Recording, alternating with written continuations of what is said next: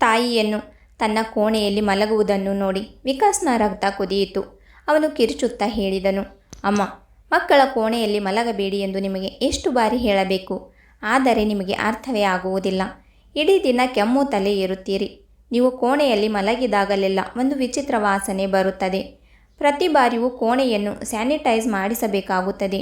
ಮಗುವಿಗೆ ಏನಾದರೂ ಕಾಯಿಲೆ ಬಂದರೆ ಮೆಟ್ಟಿಲುಗಳ ಕೆಳಗೆ ಸ್ವಲ್ಪ ಜಾಗವಿದೆ, ಅಲ್ಲಿ ಮೂಲೆಗೆ ಹೋಗಿ ಮಲಗಿಕೊಳ್ಳಬಾರದೆ?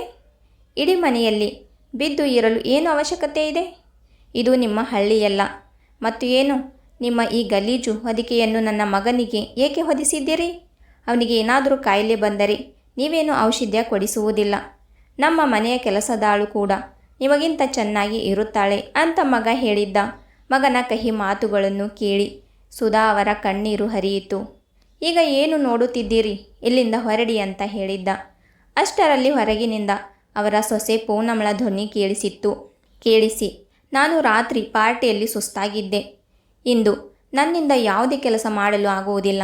ಈ ಮುದುಕಿಗೆ ಹೇಳಿ ಮನೆಯ ಎಲ್ಲ ಕೆಲಸಗಳನ್ನು ನೋಡಿಕೊಳ್ಳಲಿ. ಹೆಂಡತಿಯ ಮಾತುಗಳನ್ನು ಕೇಳಿ ವಿಕಾಸ್ ತನ್ನ ತಾಯಿಗೆ ಹೇಳಿದನು, ಅಮ್ಮ, ನಿಮಗೆ ಕೇಳಿಸಲಿಲ್ಲವೇ? ನಿಮ್ಮ ಸೊಸೆ ಪಾರ್ಟಿಯಿಂದ ಎಷ್ಟು ಸುಸ್ತಾಗಿ ಬಂದಿದ್ದಾಳೆಂದು.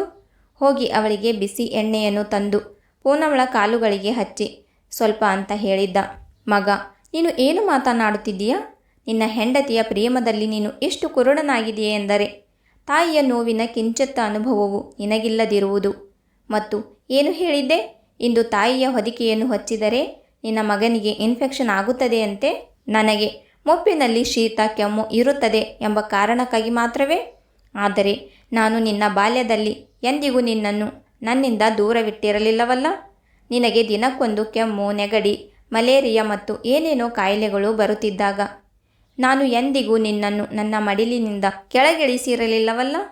ಮತ್ತು ಇವರೆಲ್ಲ ತಮ್ಮನ್ನು ತಾವು ಓದಿದವರು ಎಂದುಕೊಳ್ಳುತ್ತಾರೆ. ಓದಿ ಬರೆದು ಮನುಷ್ಯ ನಿನ್ನಂತೆ ಆಗುವುದಾದರೆ ಮತ್ತು ದೊಡ್ಡವರಾಗಿ ಹೆತ್ತವರ ಜೊತೆ ಇಂತಹ ದುರ್ವ್ಯವಹಾರ ಮಾಡುವುದಾದರೆ ನಿಮ್ಮಂತಹ ಓದಿದ ಮಕ್ಕಳ ಮೇಲೆ ಧಿಕ್ಕಾರವಿರಲಿ. ಇದಕ್ಕಿಂತ ಅನಕ್ಷರಸ್ಥರಾಗಿಯೇ ಉಳಿಯುವುದು ಒಳ್ಳೆಯದು. ಕನಿಷ್ಠ ಅವರು ತಮ್ಮ ಸಂಸ್ಕೃತಿಯನ್ನಾದರೂ ಮರೆಯುವುದಿಲ್ಲವಲ್ಲ. ಏನು, ಇದೇ ದಿನಕ್ಕಾಗಿ ನಿಮ್ಮನ್ನು ಸಾಕಿ ಸಲಹಿ ಜಗತ್ತಿನೊಂದಿಗೆ ಒಂಟಿಯಾಗಿ ಹೋರಾಡಿ ಈ ಯೋಗ್ಯತೆಗೆ ತಂದಿದ್ದೇನಾ? ಮುಪ್ಪಿನಲ್ಲಿ ನೀವು ತಾಯಿಯ ಆತ್ಮಗೌರವವನ್ನು ಹೀಗೆ ಮಣ್ಣು ಪಾಲು ಮಾಡಲು ನಾನೇನು ಮಾಡಲಿಲ್ಲ ನಿಮಗಾಗಿ. ಆದರೆ ಇಂದು ಅವನು ತನ್ನ ಹೆಂಡತಿಯ ಎದುರು ತಾಯಿಯ ಗೌರವವನ್ನು ಮಣ್ಣು ಪಾಲು ಮಾಡಿದನು. ಇಷ್ಟು ಹೇಳಿ ಸುಧಾ ತಮ್ಮ ಕೋಣೆಗೆ ಬಂದು ಬಿಕ್ಕಿ ಬಿಕ್ಕಿ ಅಳಲಾರಂಭಿಸಿದರು. ನಾನೇನು ಮಾಡಲಿಲ್ಲ ಅವನಿಗಾಗಿ, ಆದರೆ ಇಂದು ಅವನು ಎಲ್ಲ ಮಿತಿಗಳನ್ನು ಮೀರಿದನು ಅಂತ ಹೇಳಿದರು. ಸುಧಾ ಎಷ್ಟು ಕಷ್ಟಗಳನ್ನು ಎದುರಿಸಿ ಮಗನನ್ನು ಈ ಯೋಗ್ಯತೆಗೆ ತಂದಿದರು ಎಂಬುದು ಅವರ ಮನಸ್ಸಿಗೆ ಮಾತ್ರ ಗೊತ್ತು. ಸೌಭಾಗ್ಯವಶಾತ್ ಪತಿಯ ಮರಣದ ನಂತರ ಯಾವುದೋ ಶಾಲೆಯಲ್ಲಿ ಸುಧಾ ಅವರಿಗೆ ಆಯಾ ಕೆಲಸ ಸಿಕ್ಕಿತ್ತು. ಇದರಿಂದ ಅವರ ಮಗ ವಿಕಾಸ್ಗೂ ಶಾಲೆಯವರಿಂದ ಉಚಿತವಾಗಿ ಓದುವ ಅವಕಾಶ ಶಾಲೆಯಲ್ಲೇ ಒಂದು ಕೋಣೆಯೂ ಸಿಕ್ಕಿತ್ತು. ಹೀಗೆ ಮೆಲ್ಲನೆಯ ಕಾಲವೂ ಸಾಗಿತ್ತು. ಶಾಲೆಯಲ್ಲಿ ಸ್ವಚ್ಛತೆ ಮಾಡಿ ಮಗನನ್ನು ಓದಿಸಿ ಕೆಲಸದ ನಂತರ ಪೂನಂಳೊಂದಿಗೆ ಅವನ ಮದುವೆ ಮಾಡಿಸಿದರು. ಸೊಸೆ ಬಂದ ಮೇಲೆ ಇಷ್ಟು ವರ್ಷಗಳಿಂದ ಅವರು ಅನುಭವಿಸುತ್ತಿದ್ದ ಏಕಾಂಗಿತನದ ನೋವು ಕೊನೆಗೊಳ್ಳುತ್ತದೆ ಎಂದುಕೊಂಡಿದ್ದರು. ಆದರೆ ಯಾರೇ ಎಷ್ಟು ಬಯಸಿದರೂ ಹಣೆಬರಹದಲ್ಲಿರುವುದಷ್ಟೇ ಸಿಗುವುದು. ಕ್ರಮೇಣ ಸೊಸೆಯು ಅವರ ದುಸ್ಥಿತಿಯನ್ನು ಮಾಡಲು ಪ್ರಾರಂಭಿಸಿದಳು. ಕೊನೆಗೆ ಸ್ನಾನ ಮಾಡುವುದು, ತಿನ್ನುವುದು, ಕುಡಿಯುವುದರ ಮೇಲೂ ನಿರ್ಬಂಧ ಹೇರಲಾಯಿತು. ಇಂದು ಮಗ ಸೊಸೆಯ ಮದುವೆಯ ವಾರ್ಷಿಕೋತ್ಸವವಿತ್ತು ಮತ್ತು ಅವರು ಮನೆಯ ಹೊರಗಿನ ಒಂದು ಸಣ್ಣ ಕೋಣೆಯಲ್ಲಿ ಮಲಗಿ ವಿಶ್ರಾಂತಿ ಪಡೆಯುತ್ತಿದ್ದರು. ಸುಧಾ ಅವರು ತಮ್ಮ ಹಾಸಿಗೆಯ ಮೇಲೆ ಮಲಗಿದ್ದಾಗ ಕದ್ದಕ್ಕೆ ಜೋರಾಗಿ ಪೆಟ್ಟು ಬಿದ್ದು ಬಾಗಿಲು ತೆರೆಯಿತು. ಇಬ್ಬರು ವ್ಯಕ್ತಿಗಳು ಸುಧಾ ಅವರನ್ನು ಹಾಸಿಗೆಯ ಸಮೇತ ಎತ್ತಿ ಒಂದು ಮೂಲೆಯಲ್ಲಿಟ್ಟರು. ಸುಧಾ ಅವರು ಗಾಬರಿಯಾಗಿ ಎದ್ದು ಅವರು ಕೇಳಿದರು, ಇದೆಲ್ಲ ಏನು ನಡೆಯುತ್ತಿದೆ ಅಂತ. ಈ ಕೋಣೆಯ ಫ್ಯಾನ್ ತೆಗೆಯಲು ನಮಗೆ ಕಳುಹಿಸಿದ್ದಾರೆ, ಅದಕ್ಕೆ ನಿಮ್ಮನ್ನು ತೆಗೆದಿದ್ದೇವೆ ಅಮ್ಮ ಅಂತ ಒಬ್ಬ ವ್ಯಕ್ತಿ ಹೇಳಿದ್ದ. ಫ್ಯಾನ್ ತೆಗೆಯಲು ಕಳಿಸಿಕೊಟ್ಟಿದ್ದಾರೆ? ಆದರೆ ಯಾರು ಕಳಿಸಿದ್ದು? ಸೊಸೆ ಕಳಿಸಿಕೊಟ್ಟಿದ್ದಾಳಾ ಅಂತ ಸುಧಾ ಕೇಳಿದರು. ಅಷ್ಟರಲ್ಲಿ ಪೂನಂ ಆ ಕೋಣೆಗೆ ಬಂದು ಹೇಳಿದಳು, ಬೇಗ ಫ್ಯಾನ್ ತೆಗೆಯಿರಿ, ಅದನ್ನು ಹೊರಗಿನ ವರಾಂಡದಲ್ಲಿ ಹಾಕಬೇಕು. ಸ್ವಲ್ಪ ಹೊತ್ತಿನಲ್ಲಿ ಅತಿಥಿಗಳು ಕೂಡ ಬರಲಾರಂಭಿಸುತ್ತಾರೆ ಅಂತ ಹೇಳಿದಳು. ಸೊಸೆ, ಈ ಫ್ಯಾನ್ ತೆಗೆದುಕೊಂಡು ಎಲ್ಲಿಗೆ ಹೋಗುತ್ತಿದ್ದೀಯಾ? ಮತ್ತು ನಾನು ಇಲ್ಲಿ ಫ್ಯಾನ್ ಇಲ್ಲದೆ ಹೇಗೆ ಇರಲಿ? ಇಷ್ಟು ಬಿಸಿಲಿದೆ. ಮೊದಲು ನನ್ನ ಕೋಣೆಯನ್ನು ಕಿತ್ತುಕೊಂಡಳು, ಈ ಹಾಸಿಗೆಯನ್ನು ಹಾಕಿದರಿಂದ ನನ್ನ ಬೆನ್ನು ನೋವು ದಿನದಿಂದ ದಿನಕ್ಕೆ ಹೆಚ್ಚಾಗುತ್ತಿದೆ ಮತ್ತು ಇದರ ಮೇಲೆ ಈಗ ಈ ಫ್ಯಾನ್ ಕೂಡ ಇಲ್ಲದಿದ್ದರೆ ನಾನು ಹೇಗೆ ಮಲಗುವುದು ಅಂತ ಸುಧಾ ಅವರು ಅಂದರು. ಅದಕ್ಕೆ ಅವರ ಸೊಸೆ ಪೂನಂ ಸಿಟ್ಟಿನಿಂದ ಹೇಳಿದಳು, ಏ ಮುದುಕಿ, ನಿನಗೆ ಈ ಮೇಲ್ಛಾವಣಿ ಮತ್ತು 3 ಹೊತ್ತಿನ ಊಟ ಸಿಗುತ್ತದಲ್ಲ, ಅದಕ್ಕಾಗಿ ನನ್ನನ್ನು ಧನ್ಯವಾದ ಹೇಳು. ಹಾಸಿಗೆ ಮತ್ತು ಫ್ಯಾನ್ ಬೇಕು ಮಹಾರಾಣಿಗೆ, ಗೊತ್ತಿದೆಯಾ ಎಷ್ಟು ವಿದ್ಯುತ್ ಬಿಲ್ ಬರುತ್ತದೆ ಎಂದು? ಆದರೆ ನಿನಗೇನು ಗೊತ್ತು, ದಿನವಿಡೀ ಬಿದ್ದುಕೊಂಡು ತಿನ್ನುವುದಷ್ಟೇ ಅಲ್ಲವೇ ನಿನ್ನ ಕೆಲಸ ಅಂತ ಹೇಳಿದಳು. ಸುಧಾ ಅವರು ಮತ್ತೇನು ಹೇಳದೆ ಧೈರ್ಯ ಮಾಡದೆ ವಾಪಸ್ ತಮ್ಮ ಹಾಸಿಗೆಯ ಬಳಿ ಬಂದು ಬೆವರನ್ನು ಒರೆಸಿಕೊಳ್ಳತೊಡಗಿದರು. ಇಂದು ಮನೆಯಲ್ಲಿ ಪಾರ್ಟಿ ಇತ್ತು. ಸುಧಾ ಅವರ ಮಗ ಸೊಸೆಯ ಮದುವೆಯ ವಾರ್ಷಿಕೋತ್ಸವವಿತ್ತು. ಅದಕ್ಕಾಗಿ ಇಡೀ ಮನೆಯನ್ನು ದೀಪಗಳು ಮತ್ತು ಅಲಂಕಾರದಿಂದ ಸಿಂಗರಿಸಲಾಗಿತ್ತು. ಮತ್ತೊಂದೆಡೆ ಸುಧಾ ಅವರ ಕೋಣೆಯಿಂದ ಫ್ಯಾನ್ ಕೂಡ ತೆಗೆಯಲಾಗಿತ್ತು. ಪೂನಂ ಮತ್ತು ವಿಕಾಸ್ ಓಡಾಡುತ್ತಾ ಎಲ್ಲ ಕೆಲಸಗಳನ್ನು ನೋಡಿಕೊಳ್ಳುತ್ತಿದ್ದರು. ಅಷ್ಟರಲ್ಲಿ ಒಬ್ಬ ಅಡಿಗೆಯವನು ಬಂದು ಪೂನಂಗೆ ಹೇಳಿದನು, ಮೇಡಮ್, ಅಕಸ್ಮಾತ್ ನನ್ನ ಸಹಾಯಕ ಅಪ್ಪಳಿಸಿ ಕಾಯಿಲೆಗೆ ಬಿದ್ದಿದ್ದಾನೆ. ಹಾಗಾಗಿ ನಾನು ಬೇರೆ ಯಾರೊಂದಿಗೋ ಮಾತನಾಡಿದ್ದೇನೆ. ಅವರು ಈಗಲೇ ಬರುತ್ತಾರೆ. ಆದರೆ ಅವರು ತುಂಬ ನಿಧಾನವಾಗಿ ಕೆಲಸ ಮಾಡುತ್ತಾರೆ. ಹಾಗಾಗಿ ಅಡುಗೆ ಮನೆಯ ಕೆಲಸವನ್ನು ಈಗಲೇ ಪ್ರಾರಂಭಿಸಬೇಕು. ಆದರೆ ನನಗೆ ಮತ್ತೊಬ್ಬ ಸಹಾಯಕನ ಅಗತ್ಯವಿರುತ್ತದೆ ಅಂತ ಹೇಳಿದ್ದ. ನಿನಗೆ ಯಾವ ಕೆಲಸಕ್ಕೆ ಸಹಾಯಕ ಬೇಕು ಅಂತ ಪೂನಂ ಕೇಳಿದಳು. ಅಡುಗೆಯವನು ಹೇಳಿದ್ದ, ತರಕಾರಿಗಳನ್ನು ಕತ್ತರಿಸಲು, ಎಂಜುಲು ಪಾತ್ರೆಗಳನ್ನು ತೊಳೆಯಲು, ಎಂಜುಲು ಮೇಜುಗಳನ್ನು ಒರೆಸಲು ಮತ್ತು ಪೂರಿಗಳನ್ನು ಲಟುಕಿಸಲು ನನಗೆ ಒಬ್ಬ ಸಹಾಯಕ ಬೇಕು ಅಂತ ಹೇಳಿದ್ದ. ಅಡುಗೆಯವನು ಹೇಳಿದಾಗ ಪೂನಂ ಹೇಳಿದಳು, ನೀನು ಚಿಂತೆ ಮಾಡಬೇಡ, ನಿನ್ನ ಆ ಮನುಷ್ಯನಿಗೆ ಬರಲು ಬೇಡ ಎಂದು ಬಿಡು. ನನ್ನ ಬಳಿ ಒಬ್ಬ ಸಹಾಯಕಳಿದ್ದಾಳೆ. ಅವಳು ಈ ಎಲ್ಲ ಕೆಲಸಗಳನ್ನು ಏಕಾಂಗಿಯಾಗಿ ಮಾಡುತ್ತಾಳೆ. ಹೀಗೆ ಹೇಳಿ ಪೂನಂ ಸ್ವಲ್ಪ ಹೊತ್ತಿನಲ್ಲಿ ಸುಧಾ ಅವರನ್ನು ಕರೆತಂದು ಹೇಳಿದಳು. ತಗೋ, ಕರೆತಂದಿದ್ದೇನೆ ನಿನ್ನ ಸಹಾಯಗಳನ್ನು ಅಂತ ಹೇಳಿದಳು. ಅರೆ ಮೇಡಮ್, ಎಲ್ಲಿಂದ ಕರೆತಂದಿದ್ದೀರಿ ಇವರನ್ನು? ಈ ವಯಸ್ಸಾದವರು ಇಷ್ಟು ಕೆಲಸವನ್ನು ಹೇಗೆ ಮಾಡುತ್ತಾರೆ? ತುಂಬ ವಯಸ್ಸಾಗಿದೆ. ಇಷ್ಟು ದೊಡ್ಡ ದೊಡ್ಡ ಪಾತ್ರೆಗಳನ್ನು ಇವರಿಂದ ತೊಳೆಯಲು ಸಾಧ್ಯವೇ? ನಿನಗೆ ಪ್ರಶ್ನೆಗಳನ್ನು ಕೇಳುವ ಅವಶ್ಯಕತೆ ಇಲ್ಲ. ನಿನ್ನ ಕೆಲಸ ನೀನು ಮಾಡು ಮತ್ತು ಇವರಿಗೆ ಇವರ ಕೆಲಸಗಳನ್ನು ತಿಳಿಸು ಎಂದು ಪೂನಂ ಹೇಳಿ ಅಲ್ಲಿಂದ ಹೊರಟು ಹೋದಳು. ಇಲ್ಲಿ ಅಡುಗೆಯವನು ಸುಧಾ ಅವರಿಗೆ ಹೇಳಿದ್ದ, ಅಮ್ಮ, ನೀವು ಇಲ್ಲಿ ಕುಳಿತು ಈ ಎಲ್ಲ ತರಕಾರಿಗಳನ್ನು ಕತ್ತರಿಸಿ. ಅಲ್ಲಿ ತರಕಾರಿಗಳ ರಾಶಿ ಬಿದ್ದಿತ್ತು. ಅದನ್ನು ನೋಡುತ್ತಾ ಸುಧಾ ಇತ್ತ ಕಡೆ ನೋಡಲಾರಂಭಿಸಿದರು. ಆಗ ಅಡುಗೆಯವನು ಸುಧಾ ಅವರಿಗೆ ಹೇಳಿದ್ದ, ಅಮ್ಮ, ಇಷ್ಟು ತರಕಾರಿಗಳನ್ನು ಕತ್ತರಿಸಿಕೊಡಲು ಆಗುತ್ತದೆಯೇ? ಒಳ್ಳೆಯದು, ಮನೆಯಲ್ಲಿ ಬೇರೆ ಯಾರೂ ಇಲ್ಲವೇ? ನೀವು ಈ ವಯಸ್ಸಿನಲ್ಲೂ ಈ ಕೆಲಸಕ್ಕೆ ಬಂದಿದ್ದೀರಿ. ಯಾವುದೇ ಕೆಲಸ ಚಿಕ್ಕದು ದೊಡ್ಡದು ಅಲ್ಲ ಎಂದು ನಾನು ಒಪ್ಪುತ್ತೇನೆ. ಆದರೆ ನಿಮ್ಮ ವಯಸ್ಸನ್ನು ಒಮ್ಮೆ ನೋಡಿ ಅಂತ ಹೇಳಿದ್ದ. ಅಡುಗೆಯವನು ಹೇಳಿದಾಗ ಸುಧಾ ಮಂಕಾಗಿ ಹೇಳಿದರು, ಏನು ಹೇಳಲಿ ಮಗ, ಅದೃಷ್ಟವೇ ಕೆಟ್ಟಿರುವಾಗ ವಯಸ್ಸು ಕೂಡ ಸೋಲೊಪ್ಪಿಕೊಳ್ಳಲೇಬೇಕಾಗುತ್ತದೆ. ಈಗ ಇಲ್ಲಿ ನನ್ನನ್ನು ಬಿಟ್ಟು ಹೋದವಳು ನನ್ನ ಸ್ವಂತ ಸೊಸೆ ಅಂತ ಹೇಳಿದರು. ಅದು ನಿಮ್ಮ ಸೊಸೆಯೇ? ಅಂದರೆ ನೀವು ಈ ಮನೆಯ ಯಜಮಾನಿಯಾಗಿದ್ದರೂ ನೌಕರರ ಕೆಲಸ ಮಾಡುತ್ತಿದ್ದೀರಾ? ಆದರೆ ಯಾಕೆ ಅಮ್ಮ ಅಂತ ಆ ಅಡುಗೆಯವನು ಕೇಳಿದ್ದ. ಸುಧಾ ನಿರಾಶೆಯಿಂದ ಹೇಳಿದರು, ನೀನು ನನ್ನನ್ನು ಯಜಮಾನಿ ಎನ್ನುತ್ತಿದ್ದೀಯಾ? ನಾನು ಒಬ್ಬ ಮುದುಕಿ ಮಗ. ನನ್ನ ಮಗ ಸೊಸೆ ನನ್ನ ಮೇಲೆ ಉಪಕಾರ ಮಾಡುತ್ತಿದ್ದಾರೆ. 2 ಹೊತ್ತಿನ ಊಟ ಕೊಡುತ್ತಾರೆ, ಹೌದು. ಅದು ಹಳಸಿದಾದರೂ ಏನು? ಧರಿಸಲು ಬಟ್ಟೆಗಳನ್ನು ಕೊಡುತ್ತಾರೆ, ಹೌದು. ಅದು ಹರಿದು ಹೋಗಿದ್ದರೂ ಏನು? ವಾಸಿಸಲು ಮನೆ ಕೊಟ್ಟಿದ್ದಾರೆ, ಹೌದು. ಮನೆಯ ಎಲ್ಲ ಕೆಲಸಗಳನ್ನು ನಾನೇ ಮಾಡಬೇಕಾಗಿದ್ದರೂ ಏನು? ಈ ವಯಸ್ಸಿನಲ್ಲಿ ಮಕ್ಕಳಿಂದ ಇಷ್ಟು ಉಪಕಾರ ಸಿಗುತ್ತಿರುವುದು ಕಡಿಮೆ ಎಂದೇ? ಆದರೂ ಇದೇ ದಿನಕ್ಕಾಗಿ ತಂದೆ ತಾಯಿಗಳು ತಮ್ಮ ಮಕ್ಕಳನ್ನು ಮುಪ್ಪಿನ ಕೋಲು ಎನ್ನುತ್ತಾರೆ. ಆದರೆ ಆ ಕೋಲು ನಿಮಗೆ ಆಸರೆ ಆಗುತ್ತದೆಯೋ ಅಥವಾ ನಿಮ್ಮ ಮೇಲೆಯೇ ಬೀಳುತ್ತದೆಯೋ ಎಂದು ಯಾರೂ ಹೇಳಲಾರರು ಅಂತ ಹೇಳಿದಳು. ಅಡುಗೆಯವನು ಸುಧಾ ಅವರ ಮಾತುಗಳನ್ನು ಗಮನವಿಟ್ಟು ಕೇಳುತ್ತಿದ್ದನು. ಆಗ ಸುಧಾ ಅವರು ಹೇಳಿದರು, ಸರಿ ಮಗ, ಈಗ ನಾನು ಏನು ಮಾಡಬೇಕು ಹೇಳು. ಮುದುಕಿ, ಮೂಳೆಗಳು ಸ್ವಲ್ಪ ನಿಧಾನವಾಗಿ ಕೆಲಸ ಮಾಡುತ್ತೇನೆ. ಅದರಲ್ಲೂ ನಾವು ಮಾತನಾಡುತ್ತಾ ಕುಳಿತರೆ ಕೆಲಸದಲ್ಲಿ ಇನ್ನೂ ವಿಳಂಬವಾಗುತ್ತದೆ. ಅದರಿಂದ ನಿನಗೆ ಸ್ವಲ್ಪ ಬೈಗಳು ಸಿಗಬಹುದು, ಆದರೆ ನನಗೆ ಊಟವೇ ಸಿಗುವುದಿಲ್ಲ ಅಂತ ಹೇಳಿದಳು. ಸ್ವಲ್ಪ ಹೊತ್ತಿನ ನಂತರ ಅತಿಥಿಗಳ ಬರಲು ಪ್ರಾರಂಭವಾಯಿತು. ಆಗ ಪೂನಂ ಅಡುಗೆ ಮನೆಗೆ ಬಂದು ಹೇಳಿದಳು, ಕೇಳು ಮುದುಕಿ, ನೀನು ಯಾವುದೇ ಕಾರಣಕ್ಕೂ ಹೊರಗೆ ಬರಬಾರದು. ನಾನು ಅತಿಥಿಗಳೆಲ್ಲರಿಗೂ ನೀನು ತೀರ್ಥಯಾತ್ರೆಗೆ ಹೋಗಿರುವುದಾಗಿ ಹೇಳಿದ್ದೇನೆ. ಹಾಗಾಗಿ ಮರೆತು ಕೂಡ ನಿನ್ನ ಮುಖವನ್ನು ತೋರಿಸಬೇಡ ಎಂದು ಹೇಳಿ ಪೂನಂ ಹೊರಟು ಹೋದಳು. ಅದರ ನಂತರ ಪಾರ್ಟಿ ಪ್ರಾರಂಭವಾಯಿತು. ಇಡೀ ದಿನ ಅಡುಗೆ ಮನೆಯಲ್ಲಿ ಕುಳಿತು ಸುಧಾ ಅವರ ಸ್ಥಿತಿ ಹದಗೆಡುತ್ತಿತ್ತು. ಮೇಲಿಂದ ಅವರಿಂದ ಕೆಲಸವನ್ನು ಮಾಡಿಸಿಕೊಳ್ಳುತ್ತಿದ್ದರು. ಅಡುಗೆಯವನು ಆಗಾಗ ಹೊರಗೆ ಹೋಗಿ ಫ್ಯಾನ್ ಕೆಳಗೆ ಕುಳಿತುಕೊಳ್ಳುತ್ತಿದ್ದ. ಆದರೆ ಸುಧಾ ಅವರಿಗೆ ಹೊರಗೆ ಹೋಗಲು ಕೂಡ ಅನುಮತಿ ಇರಲಿಲ್ಲ. ಕೆಲವು ಗಂಟೆಗಳ ನಂತರ ಅಡುಗೆಯವನು ಬಂದು ಸುಧಾ ಅವರಿಗೆ ಹೇಳಿದ್ದ, ಅಮ್ಮ, ಪಾರ್ಟಿ ಮುಗಿಯಿತು ಎಂದೇ ತಿಳಿಯಿರಿ. ಈಗ ನೀವು ಊಟ ಮಾಡಿ ನಂತರ ಹೊರಗೆ ಹೋಗಿ ಸ್ವಲ್ಪ ವಿಶ್ರಾಂತಿ ತೆಗೆದುಕೊಳ್ಳಿ ಅಂತ ಹೇಳಿದ್ದ. ಹಸಿವು ಸುಧಾ ಅವರಿಗೆ ತುಂಬ ಆಗಿತ್ತು. ಬೆಳಗಿನಿಂದ ಅಡುಗೆಯ ಮಧ್ಯೆ ಕುಳಿತಿದ್ದರು. ಅವರಿಗೆ ಒಂದು ತುತ್ತು ಕೂಡ ತಿನ್ನಲು ಸಿಕ್ಕಿರಲಿಲ್ಲ. ಏಕೆಂದರೆ ಪೂನಂನ ಪೂರ್ಣ ಕಣ್ಣು ಸುಧಾ ಅವರ ಮೇಲೆಯೇ ಇತ್ತು. ಎಲ್ಲ ಅತಿಥಿಗಳು ಹೋದ ನಂತರ ಪೂನಂ ಅಡುಗೆ ಮನೆಗೆ ಬಂದಳು. ಅವಳು ಅಡುಗೆಯವನಿಗೆ ಹಣವನ್ನು ನೀಡಿದಳು. ಆಗ ಅಡುಗೆಯವನು ಹೇಳಿದ್ದ, ಮೇಡಮ್, ಪಾತ್ರೆಗಳನ್ನು ತೊಳೆಯಲು ಒಂದು ಸೋಪ್ ಕೊಡಿ ಮತ್ತು ನಮ್ಮ ಶ್ಯಾಮ್ಗೆ ಸ್ವಲ್ಪ ಹಣ ಕೊಡಿ, ಅವನು ಎಲ್ಲ ಪಾತ್ರೆಗಳನ್ನು ತೊಳೆಯುತ್ತಾನೆ ಅಂತ ಹೇಳಿದ್ದ. ಅಡುಗೆಯವನ ಮಾತು ಕೇಳಿದ ಕೂಡಲೇ ಪೂನಂ ರೇಗಿದಳು. ಯಾರಿಗೂ ಏನೂ ಕೊಡುವುದಿಲ್ಲ. ಪಾತ್ರೆ ತೊಳೆಯುವವಳು ನನ್ನ ಬಳಿಯೇ ಇರುವಾಗ ನಾನು ಪುಕ್ಕಟ್ಟೆನಲ್ಲಿ ಹಣ ಏಕೆ ಕೊಡಲಿ?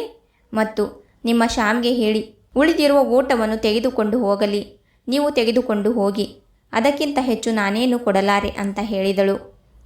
ಆದರೆ ಮೇಡಮ್, ಎಷ್ಟು ದೊಡ್ಡ ದೊಡ್ಡ ಪಾತ್ರೆಗಳು ಈ ಬಡ ಅಮ್ಮ ಹೇಗೆ ತೊಳೆಯುತ್ತಾರೆ?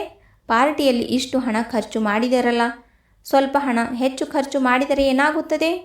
ಆ ಬಡವನಿಗೆ ಒಳ್ಳೆಯದಾಗುತ್ತದೆ ಅಂತ ಅಡುಗೆಯವನು ಹೇಳಿದ್ದ. ಅದಕ್ಕೆ ಪೂನಂ ಹೇಳಿದಳು, ನಿನಗೆ ಈ ಮುದುಕಿಯ ಚಿಂತೆ ಜಾಸ್ತಿ. ನಿನ್ನ ಕೆಲಸಕ್ಕೆ ಹಣ ಸಿಕ್ಕಿತಲ್ವಾ? ಈಗ ನಿನ್ನ ದಾರಿ ಹಿಡಿ.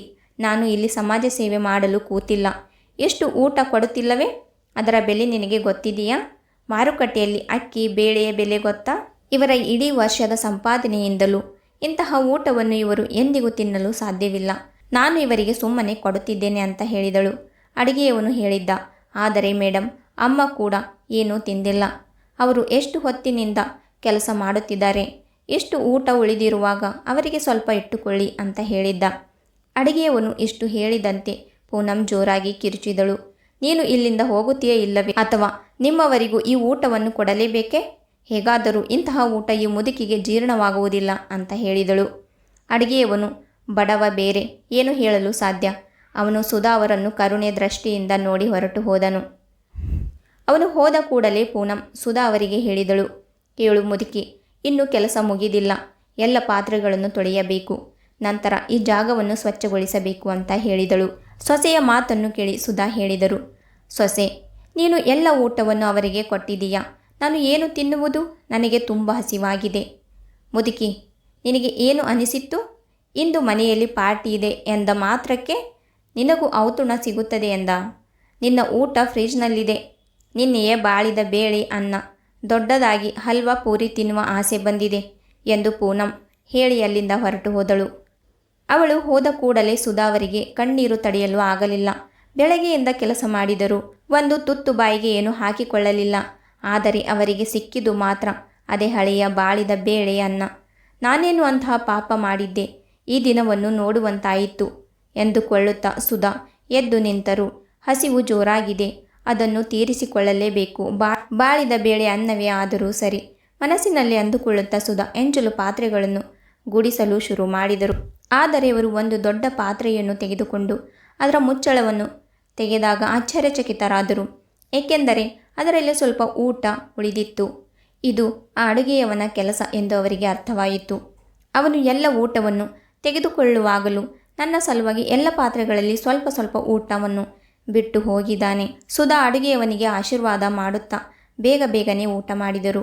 ಊಟ ಮಾಡಿ ಸುಧಾ ದೊಡ್ಡ ದೊಡ್ಡ ಪಾತ್ರೆಗಳನ್ನು ಕಷ್ಟಪಟ್ಟು ತೊಳೆಯುತ್ತಿದ್ದಾಗ ಅವರ ಮಗ ವಿಕಾಸ್ ಅಲ್ಲಿಗೆ ಬಂದು ಹೇಳಿದನು, ಇಷ್ಟು ನಿಧಾನವಾಗಿ ಏನು ಮಾಡುತ್ತಿದೆಯಾ ಅಮ್ಮ? ಸ್ವಲ್ಪ ಬೇಗ ಬೇಗ ಕೈಯಾಡಿಸು. ತಿನ್ನುವುದು ಮಾತ್ರ ತುಂಬ ತಿನ್ನುತ್ತೀಯೇ, ಅದೆಲ್ಲ ಎಲ್ಲಿಗೆ ಹೋಗುತ್ತದೆ ಅಂತ ಹೇಳಿದ್ದ. ಇದನ್ನು ಕೇಳಿ ಸುಧಾ ಹೇಳಿದರು, ಹೌದು ಮಗ, ತಿನ್ನುವುದು ತುಂಬ ತಿನ್ನುತ್ತೇನೆ. ಆದರೆ ಈ ಊಟವಲ್ಲ ನನ್ನ ಮರ್ಯಾದೆ, ನನ್ನ ಮಾನ. ಜನರು ಮಕ್ಕಳಿಗಾಗಿ ಇಷ್ಟು ವ್ರತಗಳು ಬೇಡಿಕೆಗಳನ್ನು ಏಕೆ ಮಾಡುತ್ತಾರೆ? ಯಾವ ಮಕ್ಕಳು ದೊಡ್ಡವರಾಗಿ ತಮ್ಮ ಪೋಷಕರೊಂದಿಗೆ ಹೀಗೆ ನಡೆದುಕೊಳ್ಳುತ್ತಾರೋ ಅಂತಹ ಮಕ್ಕಳಿಗಿಂತ ಮಕ್ಕಳಿಲ್ಲದಿರುವುದೇ ಒಳ್ಳೆಯದು ಅಂತ ಹೇಳಿದಳು.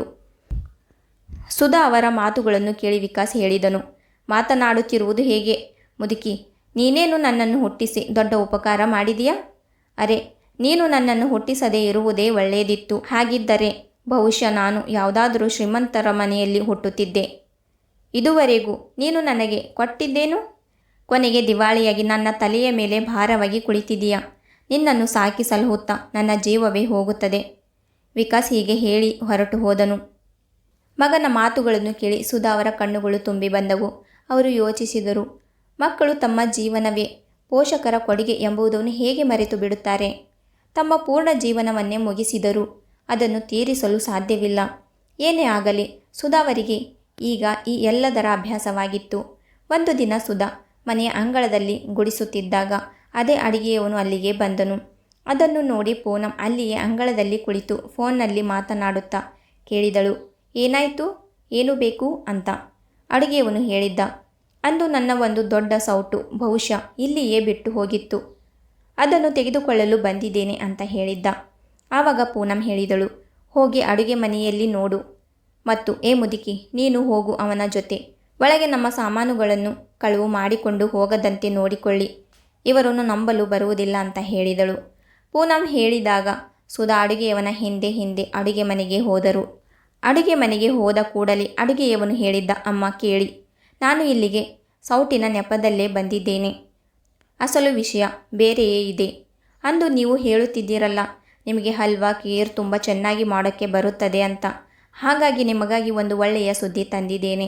ನವರಾತ್ರಿ ನಡೆಯುತ್ತಿದೆ ಮತ್ತು ಒಂದು ಶ್ರೇಷ್ಠ ಭಂಡಾರವನ್ನು ಏರ್ಪಡಿಸುತ್ತಿದ್ದಾರೆ. ನೀವು ಆ ಭಂಡಾರದಲ್ಲಿ ಹಲ್ವಾ ಮತ್ತು ಖೀರ್ ಪೂರಿ ಮಾಡಿದರೆ ಖಂಡಿತವಾಗಿಯೂ ನಿಮ್ಮ ಜೀವನವೇ ಬದಲಾಗುತ್ತದೆ ಅಂತ ಹೇಳಿದ್ದ. ಅಡುಗೆಯವನು ಹೇಳಿದಾಗ ಸುಧಾ ಅವರು ಹೇಳಿದರು, ಆದರೆ ಮಗ, ನಾನು ಇಲ್ಲಿಂದ ಎಲ್ಲೂ ಹೊರಡಲು ಸಾಧ್ಯವಿಲ್ಲ. ಹಾಗಾಗಿ ಎಲ್ಲಿಗೆ ಹೇಗೆ ಹೋಗಲಿ? ಮತ್ತು ಮಗ ಸೊಸೆಯ ಗುಲಾಮಗಿರಿಯ ಬದುಕಿನಿಂದಲೇ ನಾನು ಬೇಸತ್ತಿದ್ದೇನೆ. ಒಂದು ವೇಳೆ ಅವರಿಗೆ ನನ್ನ ಈ ಕೆಲಸದ ಬಗ್ಗೆ ಗೊತ್ತಾದರೆ ನನ್ನನ್ನು ಮನೆಯೊಳಗೂ ಹೊರಗೂ ದುಡಿಸಿ ಸಾಯಿಸುತ್ತಾರೆ. ಬೇಡ ಬೇಡ, ನೀನೇ ಇರು. ನನಗಾಗಿ ಇಷ್ಟು ಯೋಚಿಸಿದ್ದಕ್ಕೆ ಧನ್ಯವಾದಗಳು. ಆದರೆ ನನ್ನ ಕೌಶಲ್ಯವನ್ನು ಯಾರಿಗೂ ತೋರಿಸಲು ನನಗೆ ಇಷ್ಟವಿಲ್ಲ ಅಂತ ಹೇಳಿದರು. ಸುಧಾ ಅವರ ಮಾತುಗಳನ್ನು ಕೇಳಿ ಅಡುಗೆಯವನು ಹೇಳಿದ್ದ, ಅಮ್ಮ, ನೀವು ಇಲ್ಲಿಂದ ಬೇರೆ ಯಾವುದಾದರೂ ನೆಪ ಹೇಳಿ ಹೊರಡಿ. ನೋಡಿ ಅಮ್ಮ, ನಿಮ್ಮ ಮಗ ಸೊಸೆಯ ಗುಲಾಮಗಿರಿ ಏಕೆ ಮಾಡುತ್ತೀರಿ? ನಿಮ್ಮ ಬೆಳೆ ಸಂಪಾದನೆ ಇದ್ದರೆ ನೀವು ಯಾರ ಗುಲಾಮಗಿರಿಯನ್ನು ಮಾಡಬೇಕಾಗಿಲ್ಲ. ಇದರ ಬಗ್ಗೆ ಒಮ್ಮೆ ಯೋಚಿಸಿ. ಹೌದು, ಇದು ನನ್ನ ನಂಬರ್. ನಿಮಗೆ ಮಾಡಲು ಮನಸ್ಸಾದರೆ ಈ ನಂಬರ್ಗೆ ಕಾಲ್ ಮಾಡಿ. ಒಂದು ಮಾತು ನೆನಪಿಡಿ ಅಮ್ಮ, ಇದು ಯಾವುದೇ ಸಾಮಾನ್ಯ ವ್ಯಕ್ತಿಯಲ್ಲ.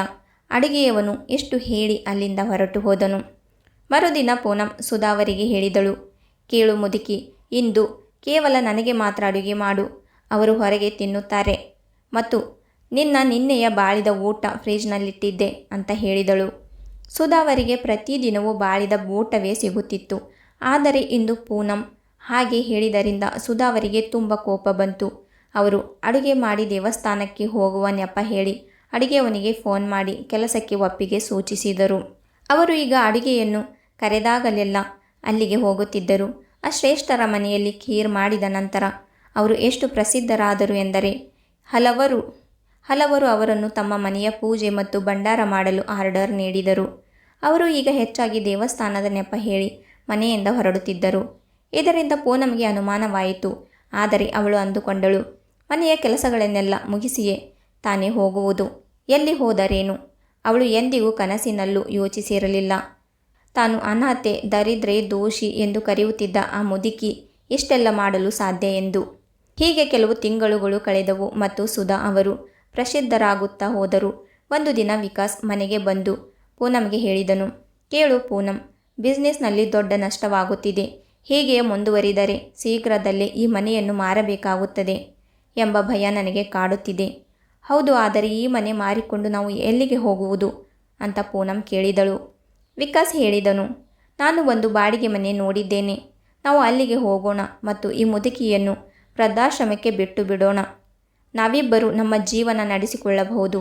ಈ ಮುದುಕಿಯ ಭಾರವನ್ನು ಯಾರು ಹೊರಲು ಸಾಧ್ಯ ಅಂತ ಹೇಳಿದ್ದ. ಮರುದಿನ ವಿಕಾಸ್ ಸುಧಾ ಅವರಿಗೆ ಹೇಳಿದನು, ಬಾ ಅಮ್ಮ, ನಿನ್ನನ್ನು ವೃದ್ಧಾಶ್ರಮಕ್ಕೆ ಬಿಡಬೇಕು. ಈಗ ಈ ಮನೆಯನ್ನು ಯಾರು ಒಬ್ಬರಿಗೆ ಮಾರುತ್ತಿದ್ದೇನೆ. ಹಾಗಾಗಿ ಬಾಡಿಗೆ ಮನೆಯಲ್ಲಿ ನಾನು ನಿನ್ನ ಭಾರವನ್ನು ಹೊರಲು ಆಗುವುದಿಲ್ಲ. ಇಂದಿನಿಂದ ನಿನ್ನ ಈ ಸ್ಥಿತಿಗೆ ನೀನೇ ಕಾರಣ. ನೀನು ದಿವಾಳಿಯಾಗಿದ್ದೀಯೆ ಮತ್ತು ನನ್ನನ್ನು ದಿವಾಳಿಯಾಗಿಸಿದ್ದೀಯೆ. ಸರಿ ಮಗ, ನೀವು ಎಲ್ಲಿಗೆ ಹೋಗಲು ಬಯಸುತ್ತೀರೋ ಅಲ್ಲಿಗೆ ಹೋಗಿ. ಸುಧಾ ಅವರು ಕೈಮುಗಿದು ಹೇಳಿದರು, ಆದರೆ ಮಗ, ನನಗೆ ಕೇವಲ 15 ದಿನಗಳ ಅವಕಾಶ ಕೊಡಿ. ನನ್ನ ವಾಸಸ್ಥಳ ವ್ಯವಸ್ಥೆಯನ್ನು ನಾನೇ ಮಾಡಿಕೊಳ್ಳುತ್ತೇನೆ. ನಂತರ ನಾನೇ ಹೋಗುತ್ತೇನೆ ಅಂತ ಹೇಳಿದರು. ಮಗ ಯೋಚಿಸಿದನು. ಸರಿ, ತಾನೇ ಹೋಗುವುದಾದರೆ ಯಾರೂ ನನ್ನ ಮೇಲೆ ಬೆರಳು ತೋರಿಸುವುದಿಲ್ಲ ಅಂತ ಅಂದುಕೊಂಡನು. ಈಗ ಸುಧಾ ಅವರು ಜನರ ಮನೆಗಳಲ್ಲಿ ಅಡುಗೆ ಮಾಡಲು ಹೋಗುತ್ತಿದ್ದರು. ಆ ಬಡ ಅಡುಗೆಯವನು ಸುಧಾ ಅವರಿಗೆ ಒಂದು ಬ್ಯಾಂಕ್ ಖಾತೆಯನ್ನು ತೆರೆಸಿಕೊಟ್ಟಿದ್ದ. ಒಂದು ದಿನ ಆ ಅಡುಗೆಯವನು ಹೇಳಿದ್ದ, ದೆಹಲಿಯಲ್ಲಿ ಒಂದು ದೊಡ್ಡ ಕಾರ್ಯಕ್ರಮ ನಡೆಯಲಿದೆ. ಬಹಳಷ್ಟು ಜನರು ಅಲ್ಲಿ ತಮ್ಮ ತಮ್ಮ ಶೈಲಿಯ ಸಾಂಪ್ರದಾಯಿಕ ಅಡುಗೆಯನ್ನು ಮಾಡಲಿದ್ದಾರೆ. ಯಾರ ಅಡುಗೆ ಹೆಚ್ಚು ಇಷ್ಟವಾಗುತ್ತದೆಯೋ ಅವರಿಗೆ 5 ಲಕ್ಷ ರೂಪಾಯಿಯ ಬಹುಮಾನ ನೀಡಲಾಗುತ್ತದೆ ಅಂತ ಹೇಳಿದ್ದ. ಇದನ್ನು ಕೇಳಿದ ತಕ್ಷಣ ಸುಧಾ ಅವರ ಕಣ್ಣುಗಳಲ್ಲಿ ಒಂದು ವಿಚಿತ್ರ ಹೊಳಪು ಮೂಡಿತ್ತು. ಅವರು ಅಡುಗೆಯವನಿಗೆ ಹೇಳಿ ಅಲ್ಲಿಗೆ ಹೋಗಲು ಒಪ್ಪಿಗೆ ಸೂಚಿಸಿದರು. ಹೋಗುವ ದಿನ ಬಂದಿತ್ತು. ಸುಧಾ ಎಂದಿನಂತೆ ದೇವಸ್ಥಾನದ ನೆಪ ಹೇಳಿ ತಮ್ಮೊಂದಿಗೆ ಕೆಲವು ಬಟ್ಟೆಗಳನ್ನು ತೆಗೆದುಕೊಂಡು ಅಲ್ಲಿಂದ ಹೊರಟರು ಮತ್ತು ಆ ಅಡುಗೆಯವನೊಂದಿಗೆ ದೆಹಲಿಗೆ ಪ್ರಯಾಣ ಬೆಳೆಸಿದರು. 2 ದಿನಗಳ ನಂತರ ಕಾರ್ಯಕ್ರಮವಿತ್ತು. ಎಲ್ಲರೂ ಬೇರೆ ಬೇರೆ ರೀತಿಯ ಭಕ್ಷ್ಯಗಳನ್ನು ತಯಾರಿಸುತ್ತಿದ್ದರು. ಸುಧಾ ಅವರು ಅಲ್ಲೇ 4 ಇಟ್ಟಿಗೆಗಳಿಂದ ಒಂದು ಒಲೆ ತಯಾರಿಸಿದರು. ಅದರಲ್ಲಿ ಬೆಂಕಿ ಹಚ್ಚಿದರು. ದಾಲ್, ಬಾಟಿ, ಪಾಯಸ, ಪೂರಿ ಮುಂತಾದ ಎಲ್ಲ ದೇಸಿ ಐಟಂಗಳನ್ನು ಮಾಡಿದರು. ಸ್ವಲ್ಪ ಸಮಯದ ನಂತರ ದೊಡ್ಡ ದೊಡ್ಡ ವ್ಯಕ್ತಿಗಳು ಅಡುಗೆಯನ್ನು ಸವಿಯಲು ಪ್ರಾರಂಭಿಸಿದರು. ಆಗ ಎಲ್ಲ ಜನರು ಸುಧಾ ಅವರ ಅಡುಗೆಯ ಮೇಲೆಯೇ ದಾಳಿಯಿಟ್ಟರು. ಜನರಿಗೆ ಅವರ ದಾಲ್, ಬಾಟಿ, ಪಾಯಸ, ಪೂರಿ ಎಷ್ಟು ಇಷ್ಟವಾಯಿತು ಎಂದರೆ ಜನರು ಬೆರಳುಗಳನ್ನು ಚಪ್ಪರಿಸುತ್ತಾ ತಿನ್ನಲಾರಂಭಿಸಿದರು. ಇದನ್ನು ನೋಡಿ ಸುಧಾ ಅವರ ಕಣ್ಣುಗಳು ತುಂಬಿ ಬಂದವು. ಸುಧಾ ಅವರನ್ನು ವೇದಿಕೆಗೆ ಕರೆದು 5 ಲಕ್ಷ ರೂಪಾಯಿಗಳ ಧನರಾಶಿಯನ್ನು ನೀಡಲಾಯಿತು. ಇಡೀ ಸಭಾಂಗಣವು ಚಪ್ಪಳೆಗಳ ಸದ್ದು ಮೂಡಿತ್ತು. ಹೇಳುತ್ತಾರೆ ಅಲ್ಲವೇ, ಅದೃಷ್ಟ ಬದಲಾಗಲು ಹೆಚ್ಚು ಸಮಯ ಬೇಕಿಲ್ಲ. ಇಂದು ಸುಧಾ ಅವರ ಅದೃಷ್ಟವು ಉತ್ತುಂಗಕ್ಕೇರಲು ಸಿದ್ಧವಾಗಿತ್ತು. 5 ಲಕ್ಷದೊಂದಿಗೆ ಅವರಿಗೆ ವಾಸಿಸಲು ಸೌಲಭ್ಯವನ್ನು ನೀಡಲಾಯಿತು. ಈಗ ಸುಧಾ ಅವರು ಅಲ್ಲೇ ಉಳಿದು ತಮ್ಮ ಜೀವನವನ್ನು ಸಾಗಿಸಲು ನಿರ್ಧರಿಸಿದರು. ಏಕೆಂದರೆ ವಾಪಸ್ ಮನೆಗೆ ಹೋದರೆ ಮಗ ಸೊಸೆ ಅವರ ಎಲ್ಲ ಹಣವನ್ನು ಕಸಿದುಕೊಳ್ಳುತ್ತಾರೆ. ಅವರು ಅಡುಗೆಯವನೊಂದಿಗೆ ಸೇರಿ ಅಲ್ಲೇ ಒಂದು ರೆಸ್ಟೋರೆಂಟ್ ತೆರೆದರು. ತಿಂಗಳುಗಳು ಕಳೆದವು, ವರ್ಷಗಳು ಕಳೆದವು. ದಿನದಿಂದ ದಿನಕ್ಕೆ ಸುಧಾ ಅವರ ಹೆಸರು ಪತ್ರಿಕೆಗಳಲ್ಲೂ ಜನಪ್ರಿಯವಾಯಿತು. ಅವರ ದೇಸಿ ಅಡುಗೆ ಪ್ರಸಿದ್ಧವಾದ ಕಾರಣ ಟಿವಿ ಮತ್ತು ಮೊಬೈಲ್ನಲ್ಲೂ ಅವರ ಸಂದರ್ಶನಗಳು ಬರಲಾರಂಭಿಸಿದವು. ಒಂದು ದಿನ ಸುಧಾ ಅವರ ಮಗ ಸೊಸೆ ಮನೆಯಲ್ಲಿದ್ದರು ಮತ್ತು ಅವರ 10 ವರ್ಷದ ಮೊಮ್ಮಗ ಮೊಬೈಲ್ನಲ್ಲಿ ಶಾರ್ಟ್ ನೋಡುತ್ತಿದ್ದನು. ಅದೇ ಸಮಯದಲ್ಲಿ ಸುಧಾ ಅವರ ಸಂದರ್ಶನದ ಶಾರ್ಟ್ ವಿಡಿಯೋ ಅವನ ಕಣ್ಣಿಗೆ ಬಿತ್ತು. ಆಗ ಬಂಟಿ ಜೋರಾಗಿ ಕಿರುಚಿದನು. ಅಮ್ಮ, ಅಪ್ಪ ನೋಡಿ, ಅಜ್ಜಿ ಮೊಬೈಲ್ನಲ್ಲಿ ಬರುತ್ತಿದ್ದಾರೆ ಅಂತ ಹೇಳಿದ್ದ. ಇಬ್ಬರು ಮಗ ತಮಾಷೆ ಮಾಡುತ್ತಿದ್ದಾನೆ ಎಂದುಕೊಂಡರು. ಆದರೆ ಅವರ ಮಗ ಜೋರಾಗಿ ಕೂಗುತ್ತಲೇ ಇದ್ದುದರಿಂದ ಇಬ್ಬರು ಎದ್ದು ಬಂಟಿಯ ಬಳಿ ಬಂದರು ಮತ್ತು ಇಬ್ಬರು ಮೊಬೈಲ್ ನೋಡಿದ ಕೂಡಲೇ ಅವರ ಕಾಲುಗಳ ಕೆಳಗಿನ ನೆಲವೇ ಕುಸಿದು ಹೋಯಿತು. ಅವರು ಕನಸಿನಲ್ಲೂ ಊಹಿಸಿರಲಿಲ್ಲ ತಾಯಿ ಇಷ್ಟು ದೊಡ್ಡ ಹೆಸರು ಮಾಡುತ್ತಾರೆ ಎಂದು. ಅಷ್ಟು ವರ್ಷಗಳಲ್ಲಿ ತಾಯಿ ಎಲ್ಲಾದರೂ ಸತ್ತು ಹೋಗಿರಬಹುದು ಎಂದುಕೊಂಡಿದ್ದರು. ಇಬ್ಬರ ಮನಸ್ಸಿನಲ್ಲೂ ದುರಾಶೆ ಹುಟ್ಟಿತ್ತು. ಏಕೆಂದರೆ ಅವರು ಬಾಡಿಗೆ ಮನೆಯಲ್ಲಿಯೇ ವಾಸಿಸುತ್ತಿದ್ದರು. ಕೆಲವು ದಿನಗಳ ನಂತರ ತಾಯಿಯ ಪತ್ತೆ ಹಚ್ಚಿ ತಾಯಿಯ ಬಳಿಗೆ ತಲುಪಿದರು. ಅಲ್ಲಿ ನಿರ್ಗತಿಗಳಾಗಿದ್ದ ತಾಯಿಯ ಗಮ್ಮನ್ನು ನೋಡಿ ಅವರ ಕಣ್ಣುಗಳು ಕಳಚಿದವು. ಸುಧಾ ಅವರು ಸೀರೆ ಧರಿಸಿ ಕೈಯಲ್ಲಿ ಐಫೋನ್ ಮತ್ತು ವಾಚ್ ಧರಿಸಿ ತುಂಬ ಸುಂದರವಾಗಿ ಕಾಣುತ್ತಿದ್ದರು. ಹಿಂದೆ ಯಾವ ಮಗ ಸೊಸೆ ಅವರನ್ನು ಭಿಕ್ಷುಕಿಯಂತೆ ಇರಿಸಿಕೊಳ್ಳುತ್ತಿದ್ದರೋ ಇಂದು ಅದೇ ಮಗ ಸೊಸೆ ತಾಯಿಯ ಕಾಲುಗಳಲ್ಲಿ ಬಿದ್ದು ಅಳುತ್ತಾ ಬೇಡಿಕೊಳ್ಳತೊಡಗಿದರು. ಅಮ್ಮ, ನಮ್ಮನ್ನು ಕ್ಷಮಿಸಿಬಿಡಿ. ನಮ್ಮಿಂದ ದೊಡ್ಡ ತಪ್ಪು ಆಗಿದೆ. ನಾವು ನಿಮ್ಮನ್ನು ದರಿದ್ರರು ಎಂದುಕೊಂಡಿದ್ದೆವು. ಆದರೆ ನೀವು ಕೊಹಿನೂರು ವಜ್ರವೆಂದು ತಿಳಿದಿರಲಿಲ್ಲ. ಆಗ ಸುಧಾ ಇಬ್ಬರನ್ನು ಗುರುತಿಸಲು ನಿರಾಕರಿಸಿ ಹೇಳಿದರು, ನೀವು ನಮ್ಮ ಅತಿಥಿಗಳು ಮತ್ತು ನಮ್ಮ ಸಂಸ್ಕೃತಿಯಲ್ಲಿ ಅತಿಥಿಗಳನ್ನು ದೇವರಂತೆ ಕಾಣಬೇಕೆಂದು ಕಲಿಸಲಾಗಿದೆ. ಹಾಗಾಗಿ ಊಟ ಮಾಡಿ ಹೋಗಿ. ನಾನು ನಿಮ್ಮಂತೆ ಹಸಿವಿನಿಂದ ಸಾಯಿಸುತ್ತಿಲ್ಲ. ಮತ್ತು ಹೌದು, ಇಂದು ನಿಮ್ಮ ದರಿದ್ರ ತಾಯಿ ನಿಮಗೆ ಸ್ವಲ್ಪ ಹಣವನ್ನು ನೀಡುತ್ತಿದ್ದಾಳೆ. ಅದು ನನ್ನ ಮೊಮ್ಮಗನ ಓದಿಗಾಗಿ. ಅವನನ್ನು ಒಬ್ಬ ಒಳ್ಳೆಯ ಮನುಷ್ಯನಾಗಿ ಬೆಳೆಸಿ ನಿಮ್ಮಂತೆಯಂತೂ ಮಾಡಬೇಡಿ ಅಂತ ಹೇಳಿದರು. ಕೊನೆಗೆ ಇಬ್ಬರು ಮಗ ಸೊಸೆ ತಮ್ಮ ಮುಖವನ್ನು ಕಳೆದುಕೊಂಡು ಅಲ್ಲಿಂದ ಹೊರಟು ಹೋದರು. ಸುಧಾ ಅವರು ಅಲ್ಲೇ ನೆಲೆಸಿ ತಮ್ಮ ಜೀವನವನ್ನು ಸುಖವಾಗಿ ಸಾಗಿಸಿದರು. ಸ್ನೇಹಿತರೆ, ಕತೆ ಇಷ್ಟ ಆದರೆ ಲೈಕ್, ಶೇರ್ ಆ್ಯಂಡ್ ಸಬ್ಸ್ಕ್ರೈಬ್ ಮಾಡಿ. ಮತ್ತೆ ಸಿಗೋಣ ಇನ್ನೊಂದು ಕಥೆಯೊಂದಿಗೆ.